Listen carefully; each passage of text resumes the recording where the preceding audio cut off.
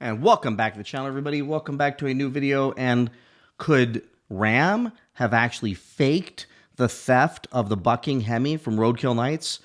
It looks like that's very possible, and that's kind of disgusting when you think about it. And I think they're going to take a lot more heat over time for this if it's true. But I'm not going to determine myself or make any statements that could be misleading. I'm just going to share with you the evidence and the news story that several of you have sent me regarding the huge, what I believe, potentially PR stunt, which, by the way, I did share, I think it was with RacerX, that I suspected this could be a PR stunt because of how the notification went out, how we were all told, and ultimately how it was resolved so quickly, and how they were so focused on staying connected to all of us social media folks. It seems strange because when something gets stolen, it seems like it would be quiet and dealt with the police. And I've had burglaries in a couple of my offices before, and the police are very adamant that do not say anything. Keep it quiet. Let us do our investigation. Because when you say something, people go underground. You make a big story out of something, they go underground. They become very hard to catch. But in this case, no sooner than like the thing got stolen, I think it was probably a couple days, they suddenly decide to let all of us know. So I'm going to share with you what happened. And this was the bull. I don't want to call it a bull. It was a ram, but it was like those bucking bulls you see at, bars, country western bars. We all rode it. TK, Butter, Racer X, and I. Tim Kaniskas controlled the thing. It was a blast. It was insane. It was also humiliating and embarrassing, but nonetheless, we had a great time riding that bucking Hemi, and it was a highlight of the entire event at RoadKill Nights. They had all the social media influencers that were there, TikTokers, everybody, come and ride the bull, and it was Tim's way of saying, "Here, I'm gonna give you guys some payback for being so critical of us the last few years in jest and in fun," which was pretty cool. But then they said the thing got stolen. But I thought I would share with you kind of how this went down. I would love your opinions on this because it really has a strong stench. And now with the new article in the Detroit Free Press that several of you have sent me, it really looks like they did a naughty. And when I say a naughty, I mean you cannot waste resources from police and fire. You can't do that. You can't redirect police to what is a hoax when they could be doing other things. That kind of opens you up to like a full-blown cancellation event. Not that I support those, but I mean, this is really hard to forgive if Ram really went out on a limb to fake a theft and say that the sheriff were involved, but then the sheriff comes back, well, I'll share with you more in a second, says, no, man, and there might be some people who are going to be in trouble for this. But the way it was handled from start to finish raises a lot of questions and puts a lot of stink on this thing. And I'm going to share with you all the behind the scenes secret universe we live in where the big giant company might try to, I don't know, lead us in a certain direction, which is what it felt like, which is why I suspected it was a PR event. But nobody believed that. Even I didn't believe it when I said it because I can't imagine any giant corporation being that stupid to put themselves at risk of being accused of misleading, redirecting, and wasting the resources of a sheriff's department or police department or any first responders, for that matter, in this day and age. You don't come out of that okay. Like, that's bad if that's the case. But it looks like they're not getting a lot of PR on it, so I thought I'd do this video. But let me show you how this all went down. I'm going to put my screen up here. So here's how it started. And there's an email there we'll share in a second. But I blacked out the man's name because he was a really nice guy, one of the PR guys. Stellantis, really, really great guy. And I swear, how do you not love this guy? He was just so kind, so friendly, so respectful. But it was interesting because Tuesday, mind you, we all left on Sunday. They had to have been packing up everything Sunday, right? So, which is what happened. So when you look at the article, the thing allegedly got stolen on Sunday, I believe. Nonetheless, By Tuesday, so several days later, myself, Butter, TK, and I believe Racer X, and Lord knows how many other, quote, social media influencers get a call, email, or text from the PR guy at Ram. And it says, the bucking Ram from RoadKill Nights had a bit of a mishap. I can send you the info. What's your email? Why is he sending it to me? I mean, I would say that we were acquaintances. I would say at the time we're face to face, the guy was friends, but not the friends like we go to barbecues together. So why would he share this with me unless he wants our help in finding the bucking Hemi, which was the immediate thought of they want us to help find the bucking Hemi. But it was interesting because he's sending it to, they're reaching out proactively, sending it to everybody rather than just putting it in the news. Well, my experience, when I've had robberies happen at some of my offices over the years, the police do not want you to go public with the theft of something. They would rather keep it quiet because when you go public about the theft of something, the thief goes underground and they become very quiet, and it becomes very hard to recover the item that was stolen because they know that people are looking for it. So generally, you don't say anything. But Ram jumped in to go into this big PR scenario, and he says the head and body were stolen, and I sent him my email address.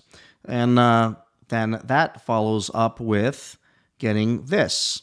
And here is the email of the press release that they sent out. So now they're sending out a full-blown press release, and they're sending it to all of us as well, on us YouTubers, and to post this image. And they know we're going to do it. They know that we're going to jump on any kind of story that's going to get any traction in the universe. So we do that.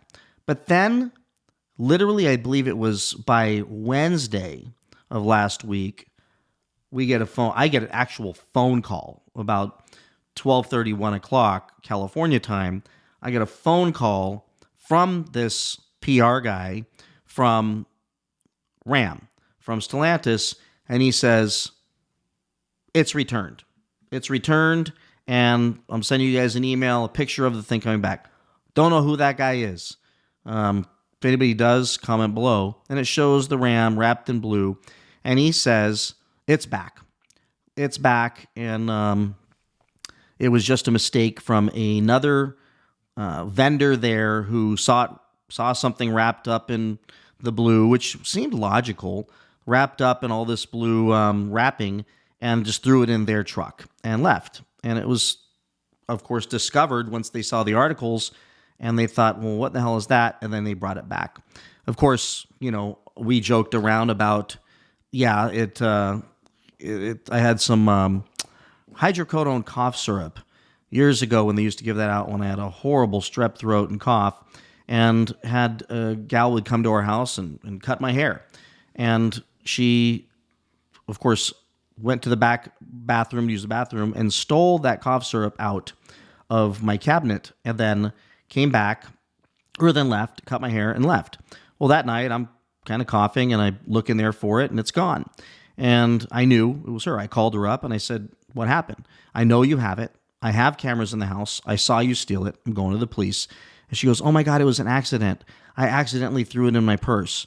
I mean, that was about as plausible as, Martians landing here and picking me up and taking me out for a drink. I mean, it's not happening. Well, that's kind of the joke I made about this thing was, yeah, right. Somebody accidentally picked it up and then they brought it back when all the articles came out. So, of course, it seemed plausible, though, all the stuff being packed up, and one of the vendors just picks it up. Now, I was there, and there wasn't a lot of vendors really close to this area, but it could have happened anywhere. So we laughed, and I let it go, and I was like, well, glad you guys got the thing back.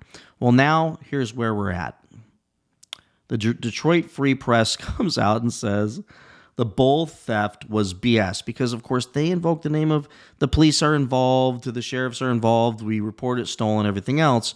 Well, now this guy comes out and says, this guy comes out and says, it's not the case. And when you read through this is pretty wild. The authorities are calling BS. So Michael Bouchard, the Oakland County Sheriff, is calling BS on Ram's claim that its mechanical bull thrill ride was stolen in Pontiac over the weekend. In a Tuesday, August 12th news release, which I just shared with you all, they say the thing was worth $34,000. Jeez, that's insane. Anyways, a mechanical bull fashioned to look like the Ram Hemi was stolen. And let's get to the juicy part here. The Ram brand said it is actively collaborating with authorities and encouraged people to contact local law enforcement regarding the theft if they know anything, which makes me think, why would they say that if that's not true? Because they would be wasting the resources of the sheriff's department. That seems like nobody's that dumb, because if this was ever found out, they would be exposed. So either they thought they would never be caught, or they were telling the truth. So you decide. They even posted missing flyers on social media. Tim Kuniskis, the CEO of Ram, said in a news release, "This is bull." Come on. That's awesome, right? I mean, but this seems kind of rehearsed. I don't know.